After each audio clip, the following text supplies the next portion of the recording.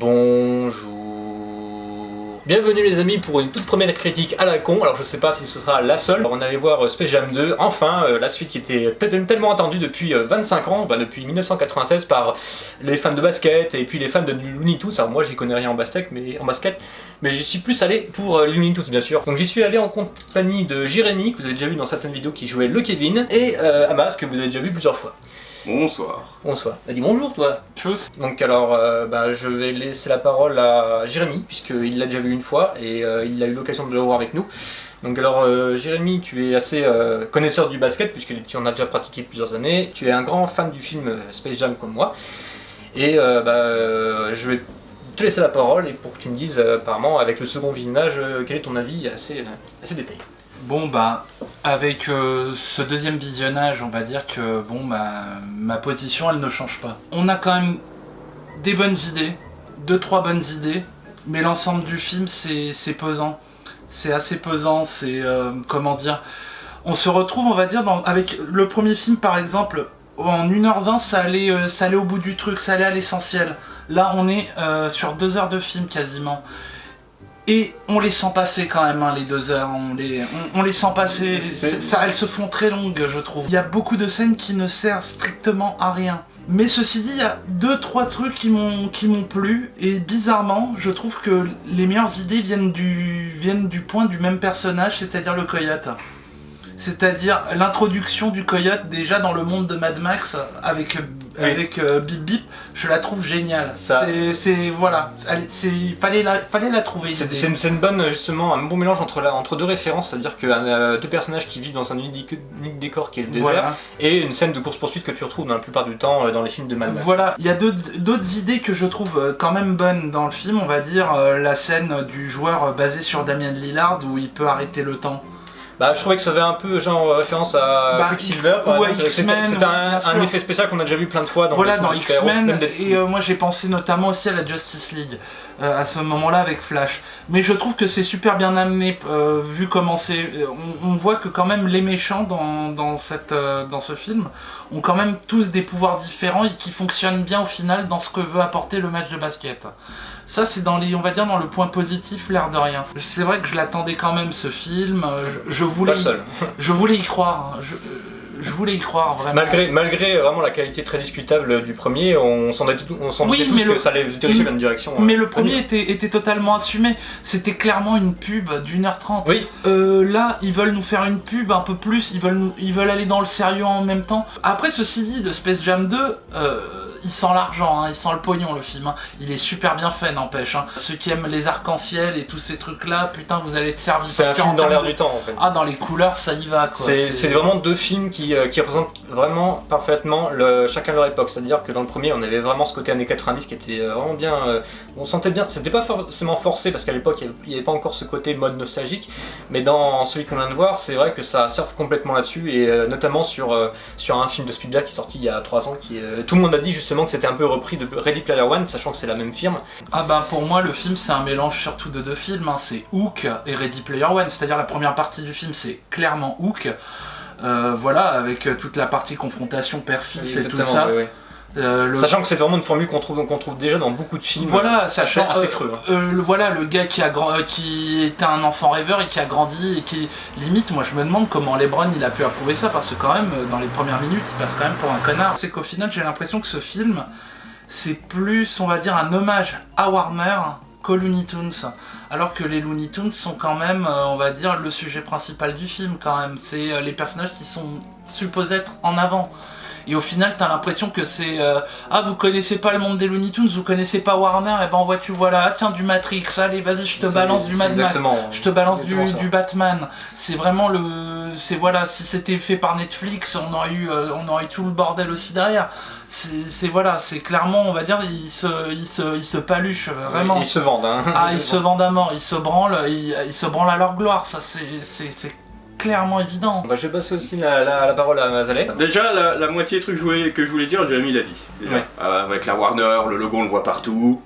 Ouais, le côté vraiment surdosé à mort de toutes les références. Oui, voilà. Alors il y a aussi Bon ça, je sais plus si c'était dans la bande-annonce, mais le placement de produit caché entre guillemets de Nike quand LeBron James arrive. Là, je crois que c'est le seul placement de produit qu'on a vu, mis à part Warner, catalogue Warner, hein, c'est vraiment... Ah non, il y a pas mal de placements de produits si vous regardez bien, sur je crois la Xbox, déjà même au-delà de Nike. Le truc, tu sais, King Lebron et tout ça, il y a tout ce côté-là. On voit qu'il y a un partenariat de Nike, ne serait-ce que sur les shoes, les sapes. Dans le premier justement, c'était vraiment un film pub pour McDo, le partenariat avec l'NBA et McDo, et ainsi que Nike. Nike, oui, mais dans le premier c'est totalement assumé. Là ils se sont dit on va y aller mollo, mais il y a quand même des placements de produits. Et voilà, déjà Nike qui a le partenariat avec Warner pour ce film. Moi, ce que je voudrais aborder, c'est vraiment, après avoir vu le film, je pense vraiment que c'est un film qui est vraiment ancré dans son époque, vraiment très ancré dedans et surfant aussi sur la vague de nostalgie que des franchises, c'est-à-dire que maintenant, toutes les franchises actuelles, on a l'impression qu'elles ne veulent s'adresser uniquement qu'à leurs plus gros fans, les pires fanatiques qu'il y a sur Terre. Ils ont quasiment repris la même intrigue que le premier, mais en mode bas les couilles. On s'en fout de faire du développement de personnages, nous ce qu'on veut faire c'est reprendre les figures clés du catalogue Warner, on va les mettre tous ensemble et on va en faire la suite de Space Jam 2, on va l'attribuer comme suite de Space Jam 2. Au moins dans Space Jam 1, quand tu voyais les Looney Tunes, je reconnaissais leur caractère.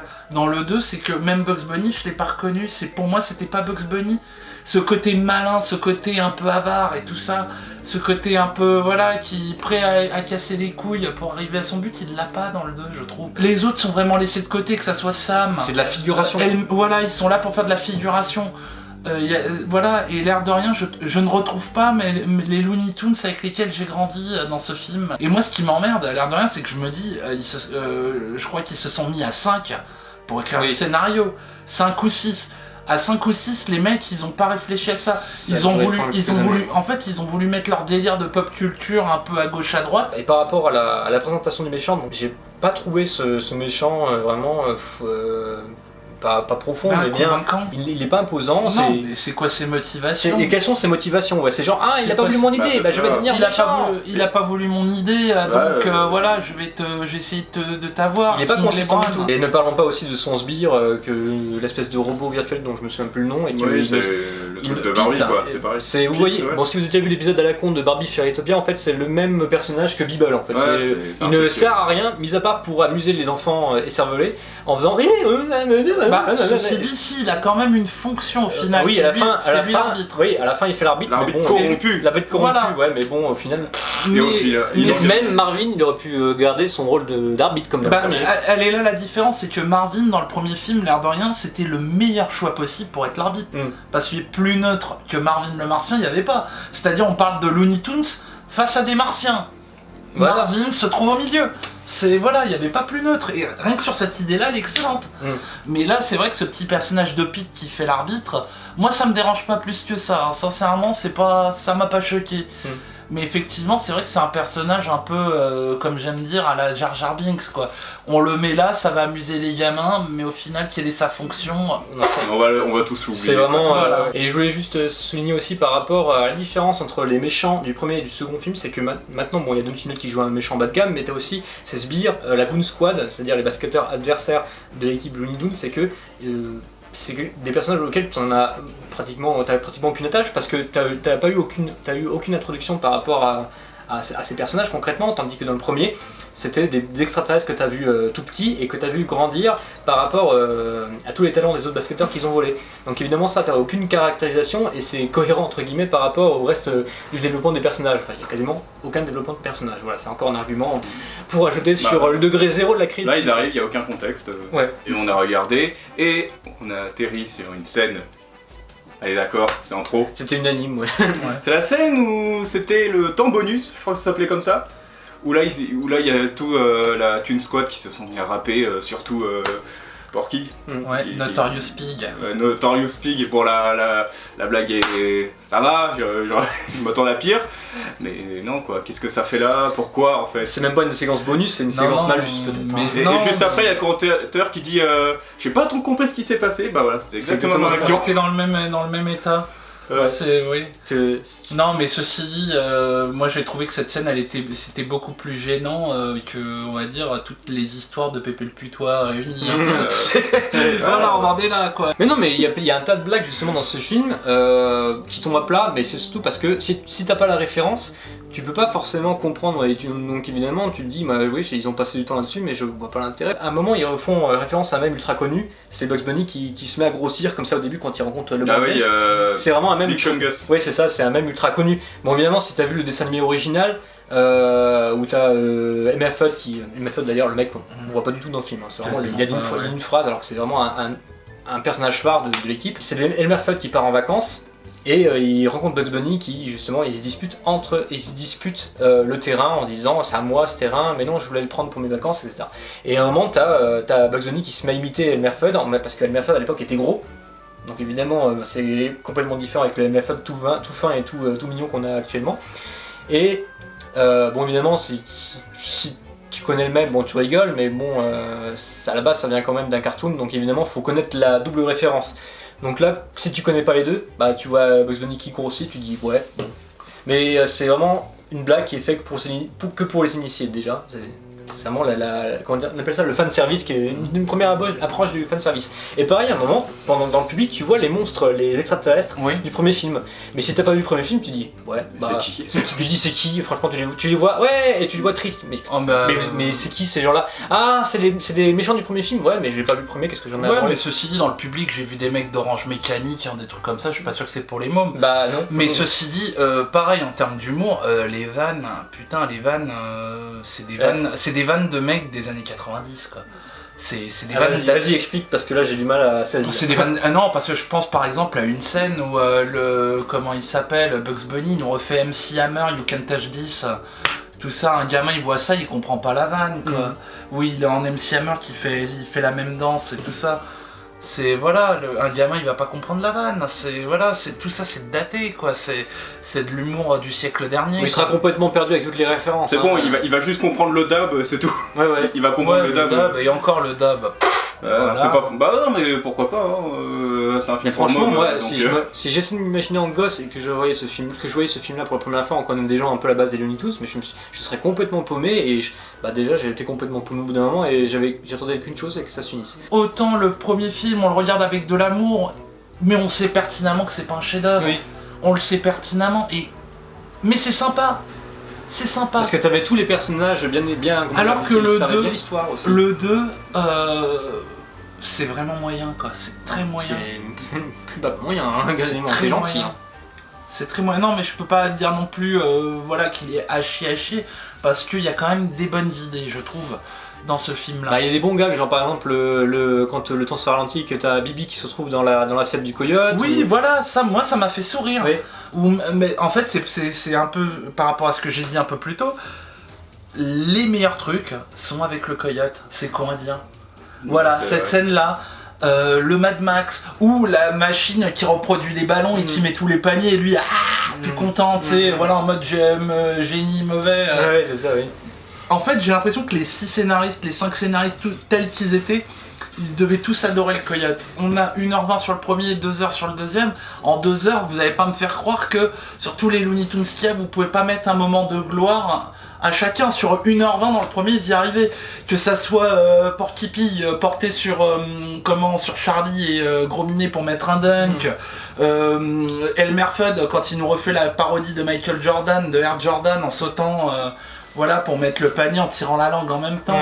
Ils ont tous leur moment de gloire. Même, je pense à un moment de gloire que j'adore dans le premier, c'est notamment quand Coyote il met des bombes sur le panier, qui se fait attraper, et que t'as Sam le pirate et Elmer Fudd en mode Pulp Fiction qui pètent dans les dents. Eux-mêmes aussi, ils ont leur moment de gloire, l'air de rien. Dans ce film-là, c'est pas le cas.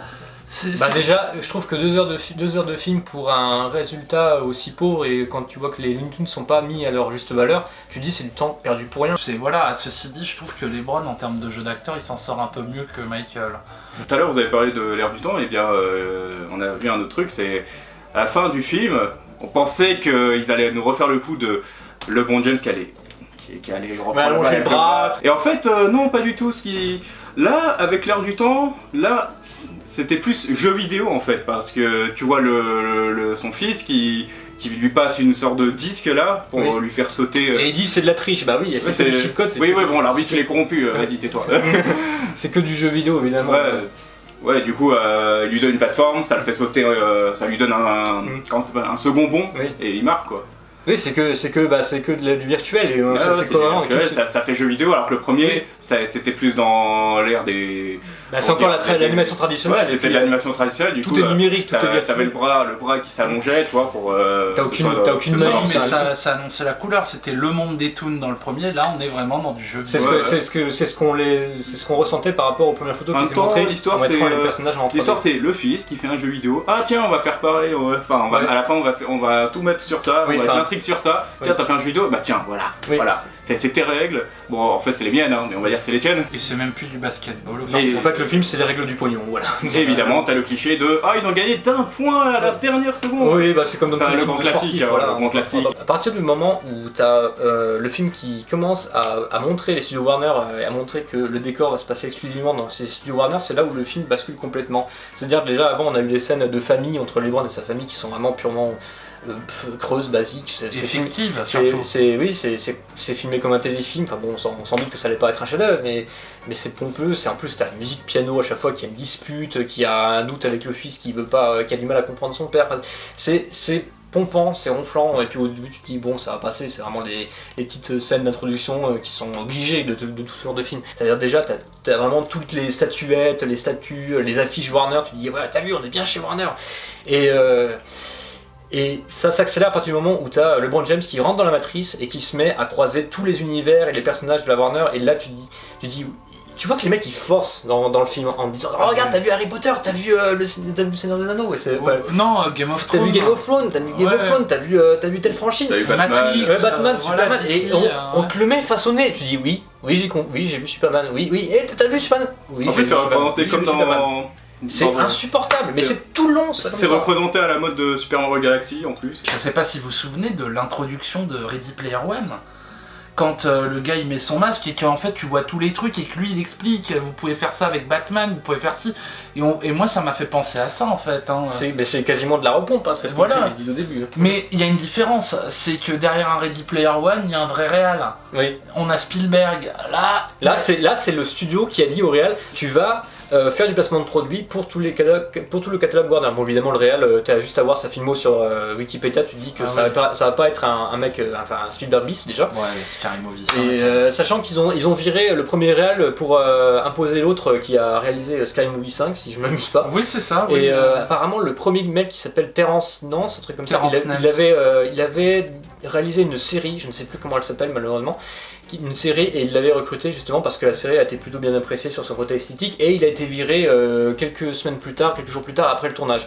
Et quand tu vois le résultat tu te dis mais je sais pas s'ils ont gardé des scènes qu'il a tournées lui, mais en tout cas je pense qu'il a dû bien se rendre compte que la Warner voulait faire que de la publicité et pas vraiment un film, pas un film d'auteur évidemment, mais vraiment avec un film avec une proposition. Ils voulaient rien proposer, ils s'en battaient les couilles. C'est très très lassant au bout d'un moment parce que tu sens que les mecs ils veulent vraiment se cocher des cases, ils veulent vraiment pas prendre de risques. C'est exactement cette époque dans laquelle on vit actuellement. C'est vraiment reprendre des franchises de valeur sûre. Tu te dis on s'en fiche que ça a déjà été servi, on s'en fout de faire du réchauffé parce que c'est ce que veulent les gens en fait. C'est ce que veulent les gens sur internet. On a l'impression que tous les films se conçoivent à partir des messages, des avis, des réflexions qui se font sur internet. Et dans 20 ans, toutes ces réflexions seront oubliées. Pendant tout le film, j'étais vraiment consterné par cette volonté de ne vraiment entrer dans aucune diégèse, de ne vraiment explorer aucun univers, on veut rester dans l'air du temps. Et c'est vraiment ce qui correspond à cette époque. Et pourquoi il n'y a plus Pepe le putois Bah voilà. Et pourquoi Lola Bunny a changé de corps aussi? Bah voilà, c'est clairement démonstratif. Bon évidemment, on s'en rend pas forcément compte quand on voit le film, c'est seulement quand on a connu toutes les polémiques sur internet, les polémiques bidons. Évidemment, on s'en rend compte, on dit ah oui, c'est vrai qu'elle était assez différente. Non, mais après franchement, entre vous et moi, vous avez fait attention au physique de Lola Bunny? Bah pas du tout. Mais de me dire, on a enlevé Pepe le putois, on a changé l'aspect, tout ça. Est-ce que ça aurait changé quelque chose au film au final? Je suis pas sûr. Est-ce que les gens, faut qu'ils comprennent, c'est que quand on était gamin, Lola Bunny, on en avait rien à foutre de son physique. Et elle assumait son corps et en plus c'était la plus forte au basket de l'équipe. Mais franchement, quand t'es un gamin, tu vois ça, t'en as quelque chose à foutre que ça soit une fille, que ça... rien. Et en fait, tous les gens qui ont dit ouais, ils ont modélisé le physique, ils ont changé le truc, ils lui ont enlevé des nichons du cul et tout ça, parce qu'il fallait, je sais plus c'était quoi les termes du réalisateur. Il fallait la désexualiser, voilà, parce qu'il disait. Voilà, mais bon, c'est pas lui qui a l'initiative de cette idée, hein, c'est le producteur. Mais en attendant, faut pas oublier que ce film, les premiers, on va dire le premier public pour ce film, c'est les enfants. Ouais, c'est ça. Oui. Et les enfants, ils font pas gaffe à ça. Et c'est d'ailleurs, en fait, c'est ce qui a vraiment nourri à chaque. Bah, j'ai l'impression que tout le film s'est focalisé autour de la perte du nichon et du cul de Lola. Moi, je m'en doutais qu'elle allait être légèrement modifiée parce que déjà, les producteurs. Ils se sont déjà rattachés à la fanbase des Looney Tunes, c'est-à-dire qu'il était hors de question de reprendre les mêmes designs que la série Looney Tunes Show, parce que ça allait faire un scandale, et spécialement pour Lola, parce qu'il y a eu un déferlement de scandales à propos de cette même sur la personnalité, quoi. Même sur la personnalité, donc c'était absolument hors de question qu'ils reprennent ça, parce qu'ils allaient s'attirer toutes les fautes, ça allait être un peu le même effet que Sonic. Vous savez, quand le premier Sonic est apparu et qu'il y a eu un changement à cause du mécontentement général, ce qui était justifié bien sûr, mais là, ils pouvaient pas se permettre ça, parce que déjà il n'y a plus aucune prise de risque dans le cinéma hollywoodien, et c'est parce que aussi c'est un film sur les Looney Tunes, il faut respecter la base quand même, c'est primordial. Et pour revenir à Lola, c'est que tout tournait autour de cette polémique. Bon, évidemment, nous on n'a pas pensé du tout à ça, bien sûr, comme a dit Jérémy, mais il n'y a clairement aucune différence, il y a juste, bon, ça filme un peu plus, notamment dans la scène avec Wonder Woman par exemple, qui était assez clairement démonstratif. Tu te serais dit à un moment, j'espère qu'on va pas avoir des propos féministes comme dans certains films, hein, voilà. Mais bon, ça va, je pense qu'on était c'était assez sage sur ce point-là, non? Oui. Voilà, donc c'était pas, on pouvait certainement c'était pas dérangeant, et moi franchement, quitte à choisir Lola, la foutre dans un univers, moi j'aurais rien de mieux que Wonder Woman. Oui, c'est ça, et puis voilà. Je pense qu'on a suffisamment eu de films mauvais de cette période pour se dire, ce qui a amené un certain mauvais réflexe à se dire, ah là, ça va être la scène féministe, ah là, ça va être la scène antiraciste, tu vois. Tu le sens arriver à chaque fois dans n'importe quel groupe. Mais oui, américain. Voilà, dans les Avengers et tout ça. Moi, en fait, quand ils font ça, ces producteurs, parce que je sais pas si c'est les producteurs, les réalisateurs, quand ils font la scène avec toutes les nanas dans Avengers, pour moi, faire ça, c'est l'équivalent de donner une pièce de 10 centimes à un SDF et de regarder autour de soi si les gens ont vu que tu l'as balancé. Tu sais, regardez les mecs, j'ai fait une bonne action. C'est que pour moi, c'est ça, charité, quoi. Voilà, c'est ça. Et en plus, faire ce genre de truc, ça sert vraiment pas le combat, ça sert pas la lutte féministe. Par exemple, cette scène à la con dans Avengers, ça dessert plus qu'autre chose la cause, quoi. Il y a beaucoup de vidéastes qui disent que la venue du premier film est vraiment très péjoratif concernant les personnages féminins, que c'est ultra sexualisé, mais par rapport à ce qu'on vient de dire, c'est que c'est un personnage qui s'affirme en tant que femme, qui est même plus forte que ses autres congénères, c'est-à-dire les personnages de Looney Tunes, elle est à peu près le même niveau équivalent que Michael Jordan. Bon, évidemment, c'est la seule qui s'est jouée au basket, tu vois. Donc c'est pas du tout négatif. Et même dans le 2, c'est qui les deux personnages les plus forts sur le terrain? LeBron James et puis Lola. Et Mémé. Et Mémé, voilà. Mais bon, ça c'est Michael J qui l'a sorti ce truc-là. Bah justement, c'est par rapport à Michael J, ça c'est pour toi. C'est le film consommé, vite oublié. Hein. Voilà, tu te dis, en fait, 100 bonnes idées, on va pas au bout des 100 bonnes idées. Et en fait, Space Jam, le 2, justement, ça s'inscrit un peu dans ces films-là, quoi, en fait. Ces films dont tu regardes le truc, mais limite, est-ce que t'en as quelque chose à foutre? C'est clairement ce que j'ai pensé au niveau des personnages de Looney Tunes, ouais. Il a pas marqué, quoi. Non, il a marqué du tout. Et il marquera pas. C'est un film on l'oubliera au bout de quelques... Non, mais il y a tellement de trucs dans le premier film, parce qu'on peut en parler des heures, je pense. Mais l'air de rien, bon, Jordan et LeBron, bon d'accord, ça s'équivaut, mais ce qu'il faut savoir, c'est qu'à l'époque, Michael Jordan, c'était quand même le mec considéré comme le plus grand athlète de tous les temps. Donc c'était pas anodin qu'il se retrouve là, il y a déjà ça. Même un autre truc, hein, moi ça n'engage que moi, après pour ceux qui ont aimé le film et tout ça, le premier film et tout ça, et je pense qu'ils me rejoindront. Mais en termes de BO, dans le premier film, on avait quand même un I Believe I Can Fly, on avait Fly Like the Eagle de Seal, on avait une superbe BO. Et dans ce film-là, je ne retiens aucune chanson. C'est juste des musiques que tu as déjà entendues dans certains films Warner. C'est comme si tu n'avais pas compris que là, il y a Batman, donc on va mettre la musique de Batman. Oh putain, j'avais pas compris. Non, mais moi je parle directement, même en chanson. Et pourtant, c'est pas comme s'il y avait non, mais c'est pas comme s'il y avait des artistes qui se seraient pas tués pour faire la BO de Space Jam 2. Hein. Il y a de quoi faire de nos jours. Hein. Moi, je crois que j'avais vu comme quoi les Jonas Brothers ou je sais plus qui allaient participer à la BO. Tu vois, j'ai même pas retenu. Mais ceci dit, voilà, même dans la BO, Space Jam 1 est bien meilleur, quoi. Abby Vakenfly, tout le monde connaît, hein, c'est pas... Voilà. Même ceux qui n'ont jamais vu Space Jam connaissent cette chanson. On aurait dû mettre un peu plus en avant la NBA dans ce deuxième film. Parce que dans le premier, on avait quand même des joueurs... Une seconde intrigue avec les joueurs de NBA qui essayent de faire des thérapies pour retrouver leur talent. Voilà, et je me dis qu'ils auraient dû peut-être pousser un peu plus la NBA, parce qu'en plus c'était l'occasion, l'air de rien, de refilmer quelques scènes, parce que ce qu'il faut pas oublier, c'est que l'année dernière, la NBA avait été remportée par les Lakers, menée par LeBron James. Et je me dis que ça aurait été pas mal de commencer sur ça, sur le fait que le mec il vient de remporter une nouvelle NBA et qui rend hommage à Kobe Bryant, paix à son âme. Voilà, et... Voilà, ça c'est un truc qui me manque. C'est une différence par rapport au premier film, c'est-à-dire que le début du premier commence direct par le revirement de carrière de Michael Jordan qui s'inscrit dans le baseball et qui a beaucoup de difficultés à trouver sa place là-dedans avant de revenir au basket. Donc là, t'as vraiment un enjeu en plus là-dedans. Tandis que dans celui-là, le seul enjeu, c'est LeBron James qui s'entend pas avec son fils. Voilà. Ouais, mais j'en ai rien à foutre, c'est une histoire que j'ai déjà vue dans plusieurs autres films. Qu'est-ce que vous me présentez? Et après, bon, évidemment, ils partent sur d'autres intrigues, mais complètement, enfin, il n'y a même pas de sous-intrigue, quoi. C'est vraiment LeBron contre méchant, c'est tout. La famille, t'en as rien à branler, les Looney Tunes, t'en as strictement rien à battre. Même c'est triste parce que c'est des personnages qu'on a tellement aimés quand on était petit, et là tu les vois relégués aux grandes figurations. Et franchement, c'est même pas Space Jam 2 que ça devrait s'appeler, c'est Warner Jam ou Warner Catalog. C'est tellement pas du tout Warner tout court. Oui, c'est ça. Warner Film. Oui, c'est ça. Après, voilà. Moi, il y a un autre truc aussi que j'aurais adoré voir, et moi j'aurais tout tenté pour le faire. Et pour ceux qui regardent la vidéo, je tiens à vous le dire, j'ai spoilé allègrement, j'en ai rien à foutre. Mais la scène, vous vous souvenez dans le film, quand t'as Bill Murray qui apparaît de nulle part, voilà, je vais jouer avec vous. Mais j'aurais adoré voir cette scène-là dans le 2, mais avec Michael Jordan. Mais à la place, on a eu la blague. Michael Jordan. Michael Jordan apparaît dans le film, mais pas dans la façon dont vous espérez. Voilà, c'est ça. On a Michael B. Jordan, mais moi, sincèrement, j'aurais tout fait pour que Michael Jordan apparaisse dans le 2. Genre, voilà, style, ou même à la style, le film se termine avec LeBron qui reprend la NBA et qu'il y ait Michael dans les tribunes et qui lui lance un regard et l'autre qui dit ouais, je sais. Il y a ce truc là. Je m'attendais à ça, je te jure. Non, ouais. Mais Michael Jordan, moi j'aurais. Il était déjà pas d'accord avec l'idée de faire un deuxième film déjà. Non, mais Michael Jordan, c'est un mec qui tient vachement à sa vie privée, tout ça. Si tu lui parles de Space Jam 1, il te dira bon, d'accord, je l'ai fait, c'était cool.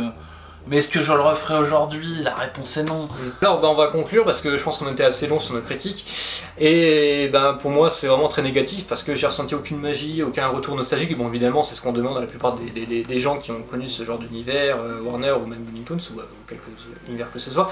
Mais en tout cas, moi, j'ai pas ressenti de plaisir. J'ai pas ressenti que les auteurs du film cherchaient à créer un délire, à créer de la connivence avec leurs spectateurs. J'ai pas ressenti ça en fait. C'était vraiment. J'avais l'impression d'avoir face à moi un vendeur à la sauvette, c'est-à-dire quelqu'un qui disait ah oui mais tu peux acheter ça, ah tu peux aussi acheter ça, vas-y regarde ça. C'est quelqu'un qui te cherche à vendre des trucs et moi je n'ai aucun intérêt à écouter ce genre de discours, à regarder ce genre de films qui ne sont là que pour vendre des trucs et me la mettre profondément, voilà pour parler vulgairement. Et c'est pas vraiment des œuvres, des films auxquels on s'attache parce qu'on ne ressent aucune sincérité, aucune volonté de créer, rien du tout. C'est vraiment un film qui est au service de sa société de production. Est-ce qu'ils auraient pu faire mieux? Complètement. Est-ce que le film est bon? Non. Mais surtout, voilà, est-ce qu'ils ont voulu faire mieux? J'en doute. Non, très moyen. Ça m'a pas autant marqué que le 1. Pourtant le 1, je l'ai vu qu'une fois il y a quelques années, mais j'ai été plus marqué par le 1. Comme tout le monde. Ouais, c'est ça.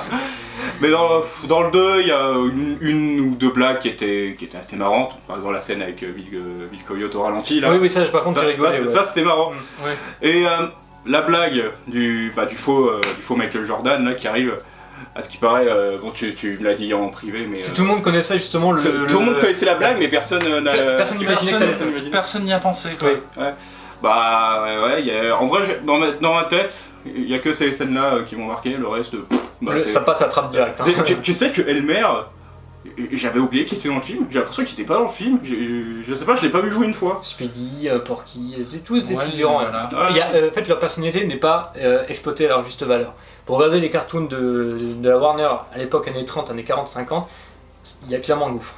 C'est clair et net. Ah bah ça me donne envie de me remettre Space Jam et les vieux cartoons. C'est pour ça, le parce coup. que en fait, j'ai l'impression, moi je m'étais dit, j'avais fait cette réflexion bien avant la sortie de Space Jam 2, j'ai l'impression qu'en fait, l'avenir des Looney Tunes c'est terminé. C'est-à-dire que c'est des personnages qui ont fait leur temps et qu'on ne réutilise que pour faire des nouvelles versions qui sont plus ou moins foireuses. Et la seule façon de pouvoir les exploiter convenablement, c'est de revenir aux sources. Mais le problème, c'est qu'on n'est plus dans les années 30, on n'est plus dans les années 40, on n'est plus dans les années 50. Sega, c'est ce qu'ils font. Ouais, c'est ce qu'ils font, mais là, tu vois qu'ils essayent d'exploiter ce qui reste d'eux, et c'est triste de voir ça. Donc, moi, c'est triste de le dire, mais je pense que c'est terminé pour eux et que maintenant, on ne peut plus regarder que les anciens épisodes pour se satisfaire, parce que c'est ce qui reste fidèle au personnage avec Ou tout. du moins ça va être difficile de se relever de ça. C'est ça, mais il faut faire appel à des vrais artistes, et mais le problème, c'est qu'il y aura toujours les producteurs au-dessus qui se feront sur tel mode. Moi ceci dit, j'ai entendu parler de Dwayne Johnson pour un prochain projet, donc Dwayne Johnson il est producteur aussi, donc lui à mon avis... Ils vont nous faire un film comme celui de 2003 là, je sais pas comment il s'appelle. Oui, les Looney Tunes passent à l'action. Ça oui, mais... Mais à la rigueur, je serais pas contre un Looney Tunes passe à l'action 2 avec Dwayne Johnson. Hein. À voir si ça marche ou pas, mais en tout cas, on va voir ce que nous propose Warner plus tard, mais personnellement, je doute de plus en plus qu'on aura affaire à des produits de bonne qualité. J'ai un dernier truc à dire. Ouais. Tu sais, en regardant ce film, ça m'a fait penser à un autre film qui est sorti bien longtemps après le 2, bah, c'est Les Visiteurs 3. J'ai l'impression d'avoir... j'ai un peu la La douche froide après 25 ouais, c'est ans. ça, Ouais. la douche froide. Et tu t'attends à... Bon, déjà, il y a un truc en moins dans Les Visiteurs 3, c'est que c'est les mêmes acteurs, alors que là, ils ont pris LeBron James au lieu de Michael Jordan. Ouais, mais il y a les Looney Tunes. Mais du coup, là, Bon, après, dans Les Visiteurs 3, ils ont sorti l'excuse de plus vous restez, plus vous vieillissez, quoi. Ouais. Mais bon, voilà, là, ils ont un peu trop vieilli. Christian Clavier, il est gros, et C'est ça, au bout Jean d'un Reno, moment. Ouais, Au bout d'un moment, tu te dis, il faut peut-être laisser au placard, il faut laisser le passé, ce qui est au passé. Ceci dit, voilà, ces deux films, ils ont un point commun, Les Visiteurs 3 et Space Jam 2, c'est qu'ils n'étaient pas nécessaires au final. Bah oui. Au final, il a fallu 25 ans Et pour s'en en rendre plus, compte. à la fin de Visiteurs 3, ça nous laisse penser un cap, malheureusement, parce qu'il n'y a pas de fin dans le 3. Ouais, bah dans le 3. Non, mais sortez-le pas. Là, dans ce s'il film-là, vous plaît. dans ce film-là, on a une fausse fin dramatique que je trouve quand même assez osée, mais dans le mauvais sens. Hein. Parce que pour voir le final qu'il y a, ça valait pas la peine. Fin, c'est... Bah en fait, voilà, c'est Bugs Bunny, il va dans Montréal et il a ramené les autres. Ouais, donc là, on sait pas trop quel va être l'avenir par rapport à cette franchise, parce que pour moi, c'est limite quoi, finalement. Voilà les conclusions globales.